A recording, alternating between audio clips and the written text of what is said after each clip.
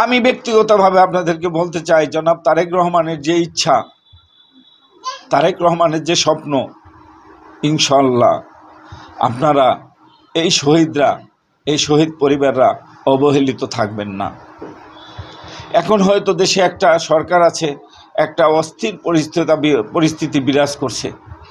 ইনশাল্লাহ যদি কোনো সময় ভালো একটি নির্বাচন হয়, আগামী দিনে ভালো একটি সরকার আসে এবং বাংলাদেশের মানুষ যদি বিএনপিকে ভোট দেয়, বিএনপি যদি ক্ষমতা আসে, জনাব তারেক রহমান আপনাদের পাশে থাকবে, এই প্রতিশ্রুতি আমি আপনাদেরকে দিলাম। পাশাপাশি মাদারীপুরে যারা শহীদ পরিবার আছেন, যে পরিবারগুলো শহীদ হয়েছেন, আপনারা মনে রাখবেন আমরা জীবিত আছি, আল্লাহ আমাদেরকে কর্মক্ষম রেখেছেন। আজকে আমি নাও থাকতে পারতাম, আমি গুম ছিলাম, আমার সন্তানরাও হয়তো আমার ছবি নিয়ে আজকে রাস্তায় দাঁড়াতে হতো। সেই জন্য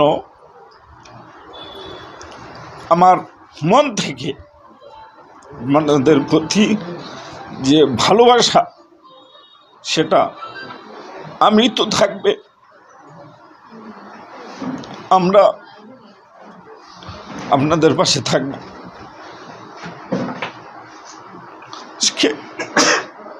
আমরা আপনাদের কষ্টটা বুঝতে পারি, যারা হারিয়েছেন তাদের কষ্টটা আমরা বুঝতে পারি। এই জন্য আমি বক্তব্যে সবসময় বলি, তারেক রহমান কষ্টটা বুঝতে পারেন, কারণ তিনি ভাই হারিয়েছেন,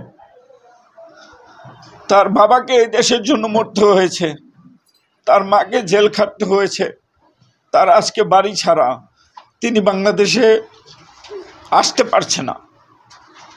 তিনি কিন্তু আপনাদের কষ্টটা বুঝে, যে আপনারা যে কষ্ট করে আপনাদের পরিবার কষ্ট করছেন, যারা আজকে শহীদ হয়েছেন, সেই কষ্টটা কিন্তু তারেক রহমান বুঝে। এই জন্য আমি কথা দিলাম, জনাব তারেক রহমান আপনাদের পাশে থাকবে ইনশাল্লাহ। এই যেটার মাদারীপুরে যারা আছেন, আপনারা একটু অবহেলিত হবেন না, মনে একটু সাহস রাখবেন। আমরাও খুব একটা ভালো নেই, বিভিন্ন দিক থেকে আমাদেরও অনেক কষ্ট।